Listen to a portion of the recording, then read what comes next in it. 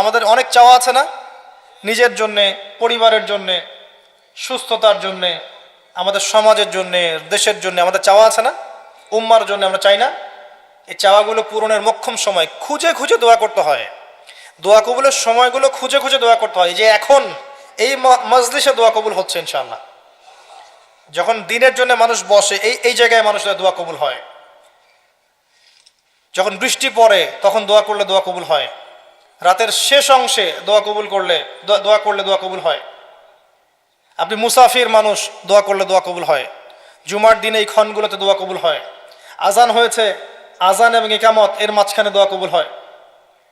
সেজদা দিয়েছেন নামাজে, এই সেজদায় আপনার দোয়া কবুল হবে। ফরজ নামাজের শেষে সালাম ফির, তো আল্লাহর রাস্তায় আবার হারাম কিছু চায়েন না। কথা বুঝতে পারেন নাই? আল্লাহর রাস্তায় আবার হারাম কিছু চায়েন না। তো এরকম কেউ ধরেন আপনার সামনে চলে আসছে, আপনি আপনার সামর্থ্য অনুযায়ী তাকে দিলেন, যে আমলটা আপনি গোপনে করলেন, কেউ দেখেনি, আল্লাহ দেখেছে। এবার আপনি এই আমলটাকে ওসিলা করে আল্লাহর কাছে দোয়া করছেন, আল্লাহ এই কাজটা যদি তোমার কাছে ভালো লেগে থাকে, আল্লাহ তুমি আমার এই বিপদটা দূর করে দাও, বা আল্লাহ আমাকে এটা পাইয়ে দাও। ইনশাআল্লাহ দেখবেন দোয়া কবুল হয়ে যাবে। আমি দলিল দিচ্ছি, আমি সময় সংক্ষিপ্ততার কারণে সবগুলোর এবারত বলছি না, কিন্তু আমি দলিল দিচ্ছি। 3 জন ব্যক্তি গুহায় আটকে গেছে, গুহার মুখ পাথর দিয়ে বন্ধ হয়ে গেছে, এখন কোনো অবস্থাতেই বের হওয়ার কোনো সুযোগ নাই, নিশ্চিত মৃত্যু, নিশ্চিত। এই সময় 3 জন বলছে যে এখন কোনো অপশন নাই, আমাদের যদি কোনো ভালো কাজ থেকে থাকে ওর ওসিলা দিয়ে দোয়া করলে আশা করা যায় আল্লাহ পাক বিপদ থেকে আমাদেরকে উদ্ধার করতে পারেন। একজন দোয়া করছে, আল্লাহ আমার বৃদ্ধ পিতামাতা ছিল, ওই যে বললাম শুরুতে, আমার বৃদ্ধ পিতামাতা ছিল, আমি সারাদিন কৃষিকাজ করতাম, রাখাল ছিলাম, ছাগল প্রতিপালন করতাম, দুধ ধোয়ায় না, দুধ ধোয়াতাম।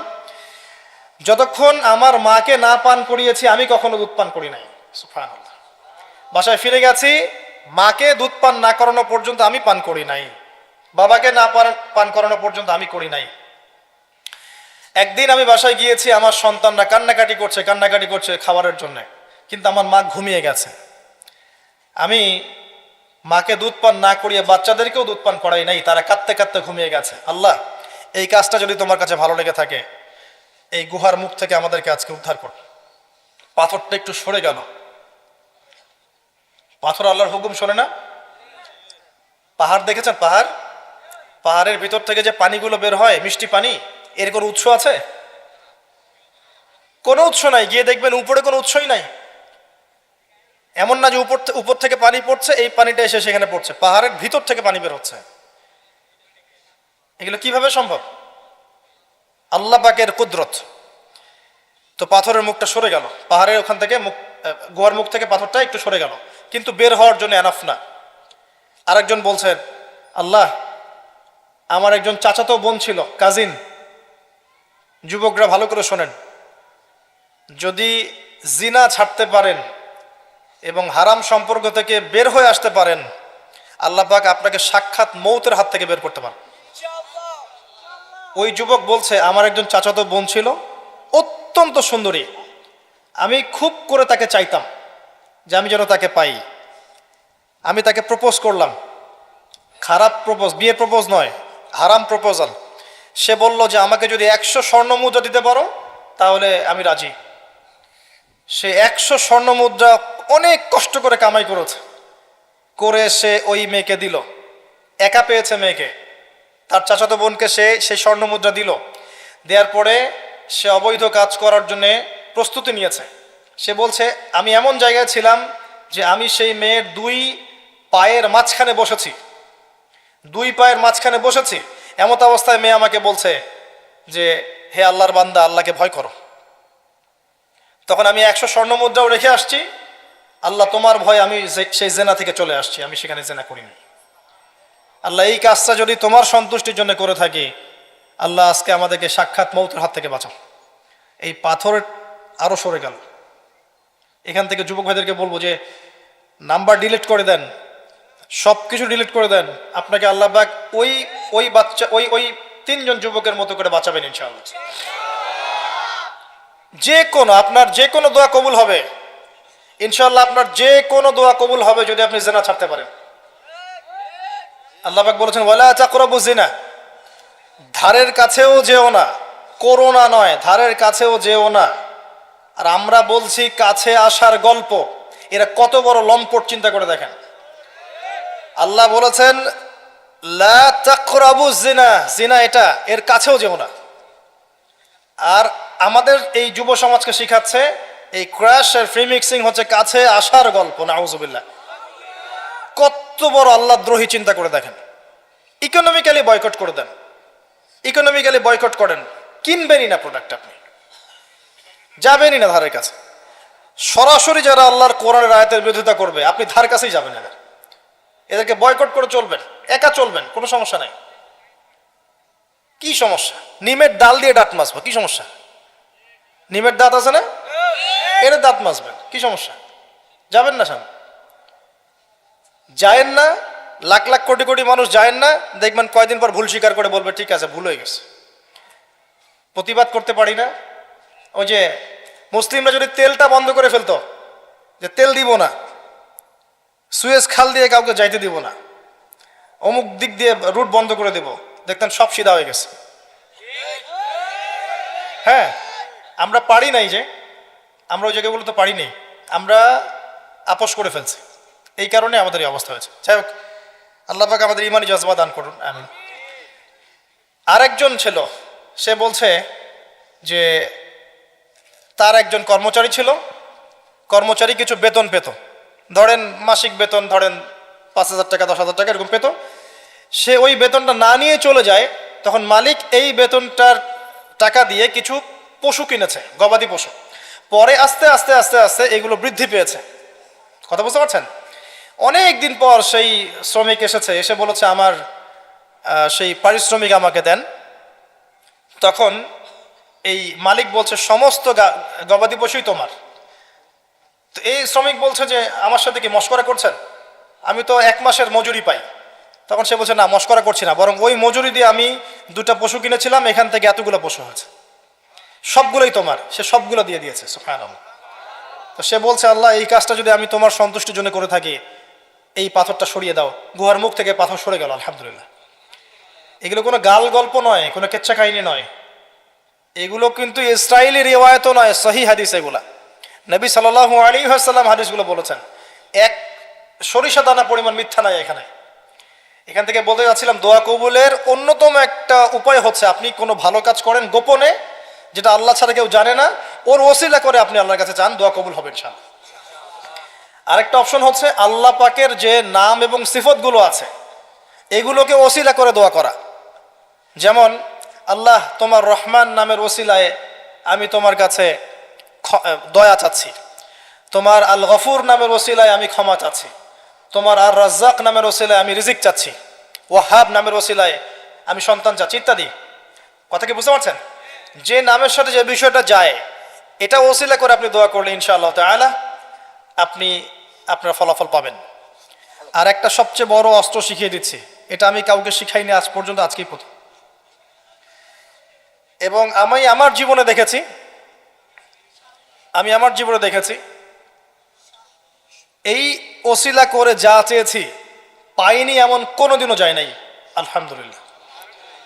আমি সম্পূর্ণ আল্লাহ পাকের কৃতজ্ঞতা এবং শুকরিয়া আদায় করছি। এইটা ওসিলা করে আমি যা চেয়েছি আমি সারা জীবনে তাই পেয়েছি। এবং আমি বিশ্বাস করি আমি যা পেয়েছি, এই বয়সে আমি যা পেয়েছি আল্লাহ পাক কোটি কোটি মানুষকে তা দেন নাই, এটা আমি বিশ্বাস করি। এই বয়সে আমি যা পেয়েছি আল্লাহ পাক আমাকে যা দিয়েছেন, যত দিয়েছেন, কোটি কোটি মানুষকে আল্লাহ পাক তা দেন নাই, আমি এমনটাই মনে করি। আমি কি শিখাই দেব সেটা? আপনি আল্লাহ পাকের তাওহীদের ওসিলা দিয়ে দোয়া করেন, দোয়া করতে করতে আল্লাহকে বলেন, আল্লাহ তোমার তাওহীদের কালিমা লা ইলাহা ইল্লাল্লাহ এর ওসিলা করে তোমার কাছে আমি চাচ্ছি, আপনি পাবেন ইনশাআল্লাহ। যদি আপনার রিজিক হালাল হয়, যদি আপনার আকীদায় শিরক না থাকে, যদি আপনার আমলে বেদাত না থাকে, ইনশাআল্লাহ পাবেন। এরপরেও 2টা কথা আছে, সেটা হলো যদি দেখেন পান নাই, ইনস্ট্যান্ট পান নাই, মনে করবেন না দোয়া কবুল হয় নাই। এমনও দোয়া আছে যে আমি 10 বছর থেকে করছি এখনো পাইনি। এমনও দোয়া আছে আমি নিজেই 10 বছর থেকে করছি, আমার কাছে মনে হয় 2009-10 সাল থেকে আমি করছি, এখন পর্যন্ত পাইনি, ইনশাল্লাহ পাবো। তো ইনস্ট্যান্ট সব পেতে হবে এমন নয়। যদি দেখেন পান নাই, তার মানে তিনটা বিষয় ঘটেছে। একটা, বান্দা দোয়া করেছে, সাথে সাথে কবুল করা হয়নি, আপনাকে এটা উপযুক্ত সময় দেয়া হবে ইনশাআল্লাহ। 2 নাম্বার, এই যে আপনি আল্লাহর কাছে চেয়েছেন, এর ওসিলায় আল্লাহ পাক আপনার আমল, আপনার তাকদীর থেকে কোনো বিপদ আপদ সরিয়ে দিয়েছে, আপনি বুঝতে পারেননি।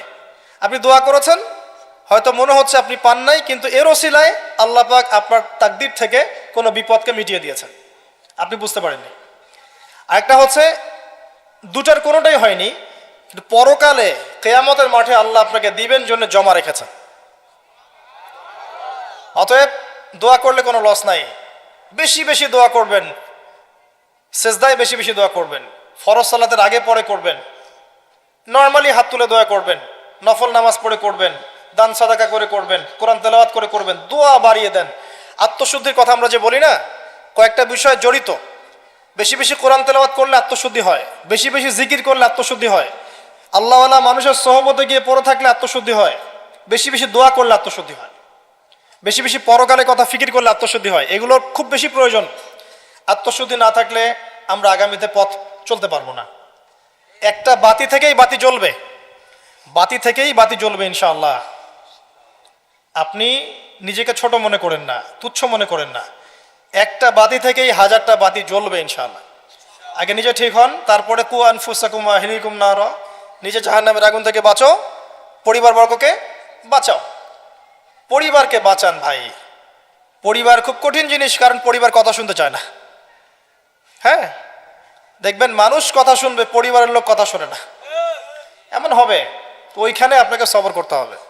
যদি দেখেন যে শেষমেশ দাওয়াত দিতে দিতে বুঝাতে বুঝাতে আর কথা শোনেই না, আপনি আলাদা হয়ে যান, তাও ভালো। কথা বুঝতে পারেন নাই? আসহাবুল কাহাফের মতো হয়ে যান, তারপরে আপোষ করেন না অন্যায়ের সাথে। কারণ এই ফিতনাগুলো আপনাকে আল্লাহর পথে চলতে দিবে না, বাধা দিবে, সারাদিন দুনিয়ার ফিতনায় ব্যস্ত রাখবে আপনাকে। এর আগে সূরা আল ইমরানের 102 নম্বর আয়াত আছে, ইয়া আইয়ুহাল্লাযীনা আমানু ইত্তাকুল্লাহ, আল্লাহকে ভয় করো, হাক্কা তুকাতিহ, ভয় করার মতো ভয় করো, ওয়ালা তামুতুন্না ইল্লা ওয়া আনতুম মুসলিমুন, পরিপূর্ণ মুসলিম না হয়ে মৃত্যুবরণ করো না। কিভাবে পরিপূর্ণ মুসলিম হবে? ইয ক্বালা লাহু রাব্বুহু আসলিম ক্বালা আসলামতু লিরাব্বিল আলামিন, ইব্রাহিম আলাইহিস সালাম যখনই আল্লাহর কোনো বিধান চলে আসবে, হুকুম চলে আসবে, সাথে সাথে আত্মসমর্পণ, এর নাম মুসলিম। বলবে না যুক্তি কি, দর্শন কি, বিজ্ঞান কি, জিজ্ঞাসা করবে না, সে আত্মসমর্পণ করবে, এর নাম মুসলিম। প্রত্যেকটার পিছনে যুক্তি, বিজ্ঞান, দর্শন থাকবে ঠিকই, কিন্তু আপনার বুঝে নাও আসতে পারে, আপনার বুঝে নাও আসতে পারে। বুঝে না আসলে এর মানে এই নয় যে ওর মধ্যে কোনো বিজ্ঞান নাই, কোনো দর্শন নাই, কিছু নাই। ইব্রাহিম আলাইহিস সালামকে বলা হয়েছে সন্তানকে জবাই করো, জিজ্ঞাসা করেননি এটা তো আনসাইন্টিফিক, কেন করব, যুক্তি কি, জিজ্ঞাসা করেছেন? স্ত্রীকে রেখে আসো, বাচ্চাকে রেখে আসো, জিজ্ঞাসা করেছেন? জনমানসূন্য জায়গায় আল্লাহ কি করবো, কেন রেখে আসবো? ইসলাম এর নাম, ইসলাম এর নাম, এর নাম নয় এই সেজদা করো, সেজদা করো আদমকে, সে বলছে খলাকতানি মিন নার খলাকতাহু মিন তিন, এর নাম ইসলাম নয়। কথা কি বুঝতে পারছেন? যুক্তি দিচ্ছে উল্টা, আমাকে সৃষ্টি করেছে আগুন দিয়ে, তাকে মাটি দিয়ে, কেন আমি সেজদা করতে যাবো? এর নাম মুসলিম নয়, এর নাম ইসলাম নয়। ইয ক্বালা লাহু রাব্বুহু আসলিম ক্বালা আসলামতু লিরাব্বিল আলামিন, এর নাম ইসলাম, ইব্রাহিম আলাইহিস সালাম। এরপরে পরিবার, পরিবারের পরে আগামী প্রজন্ম, আগামী প্রজন্মের ফিকির করতে হবে। আগামী প্রজন্মকে এমনভাবে মানুষ করতে হবে যেন এরা আগামী বিশ্বটাকে ফেস করতে পারে, যেটা আপনাকে আল্লাহর কাছাকাছি নিয়ে যাবে ইনশাআল্লাহ, রাসূল সাল্লাল্লাহু আলাইহি ওয়াসাল্লামের সুপারিশ পাইয়ে দিবেন ইনশাআল্লাহ। তার মধ্যে একটা কাজ হচ্ছে বেশি বেশি দরুদ পড়া, পারবো ইনশাআল্লাহ?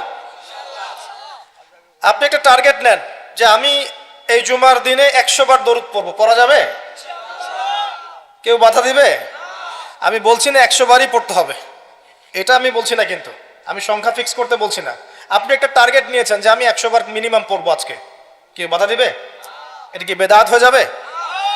আচ্ছা, জুমার দিন অন্যতম একটা আমল হচ্ছে, অন্যতম আমল সেটা হলো জুমার সলাতের জন্যে, ভালো করে শোনেন, জুমার সলাতের জন্যে আগে আগে মসজিদে যাওয়া। আমরা কি করি, প্রথম রাকাত হয়ে গেছে, দ্বিতীয় রাকাতে শেষ বৈঠক বাকি আছে, দৌড় দিয়ে মসজিদে যান। অনেক মুসল্লি দেখবেন জাস্ট নামাজটা শুরু হওয়ার আগে আগে মসজিদে ঢুকবে। অথচ নবী সাল্লাল্লাহু আলাইহি ওয়াসাল্লাম বলেছেন, জুমার দিনে কেউ যদি সকাল সকাল উত্তম রূপে গোসল করে, উত্তম রূপে গোসল কোনটা এটা জানেন তো? আমরা ফরজ গোসল যেমন করে করি, এটা সর্বোত্তম গোসল। উত্তম রূপে গোসল করেছে, সবচেয়ে সেরা জামাটা পরেছে, সবচেয়ে সেরা উত্তম পোশাকটা।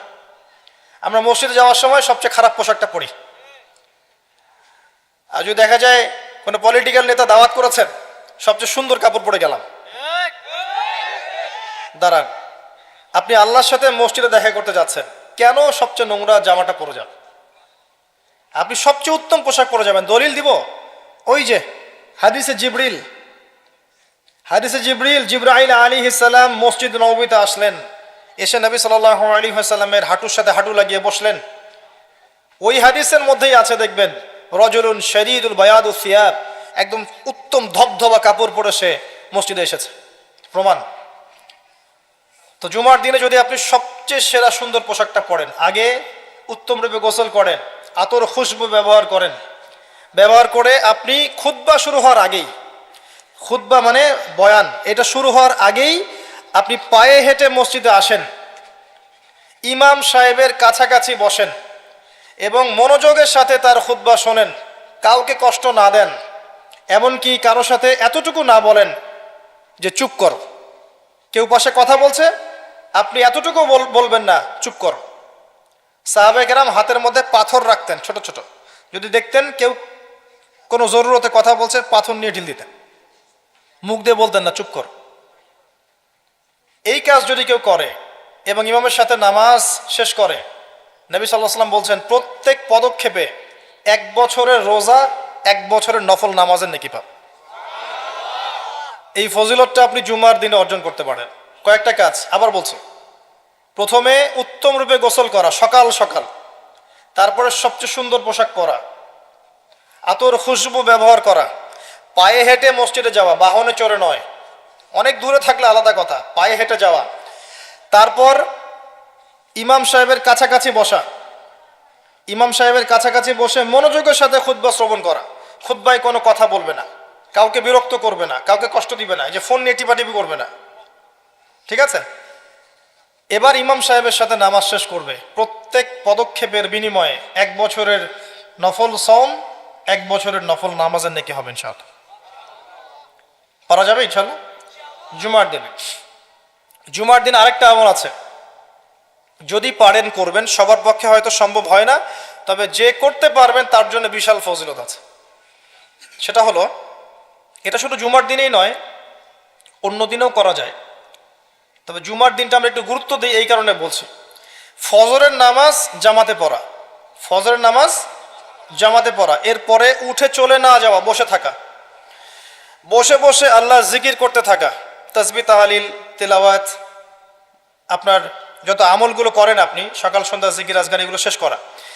শেষ করে সূর্য উঠে গেল, পিছনে সূর্য উঠে গেল, সূর্যটা একটু উঠে গেছে, ইশরাকের সময় হয়েছে, আপনি এখন 2 রাকাত নফল নামাজ পড়লেন, পড়ে বাসায় ফিরে গেলেন। নবী সাল্লাল্লাহু আলাইহি ওয়াসাল্লাম বলছেন একটা কবুল হজ, একটা কবুল ওমরার নেকি হবে ইনশাআল্লাহ। এটা করা যায় জুমার দিনে, কারণ জুমার দিনে আমরা কম বেশি মসজিদে আসি, আল্লাহ পাক আমাদেরকে তৌফিক দান করুন। আর 2-1টা কথা বলছি, বলে আমি অন্য প্রসঙ্গে যাচ্ছি। জুমার দিন আরেকটা গুরুত্বপূর্ণ কাজ হচ্ছে দোয়া করা। কি করা? বেশি থেকে বেশি দোয়া করা। 2টা মুহূর্ত আছে এই দিনে যে দোয়া করলে দোয়া কবুল হবেই ইনশাআল্লাহ, আল্লাহ পাক ফিরিয়ে দিবেন না ইনশাআল্লাহ। যদি আপনার আকীদায় শিরক না থাকে, যদি আপনার আমলের মধ্যে বেদাত না থাকে, এবং যদি আপনার রিজিকে হারাম না থাকে, ইনশাআল্লাহ দোয়া কবুল হয়ে যাবে। সময় দুটা হচ্ছে, ইমাম সাহেব খুতবা শুরু করেছেন, এখান থেকে সালাম ফিরানোর আগ পর্যন্ত, ইমাম সাহেব খুতবা শুরু করেছেন, এখান থেকে সালাম ফিরানোর আগ পর্যন্ত মনে মনে দোয়া করতে থাকবেন। আরেকটা হচ্ছে আসরের সালাতের পর থেকে মাগরিব পর্যন্ত, এই সময়টুকুর মধ্যে দোয়া কবুল হবে ইনশাআল্লাহ। করা যাবে?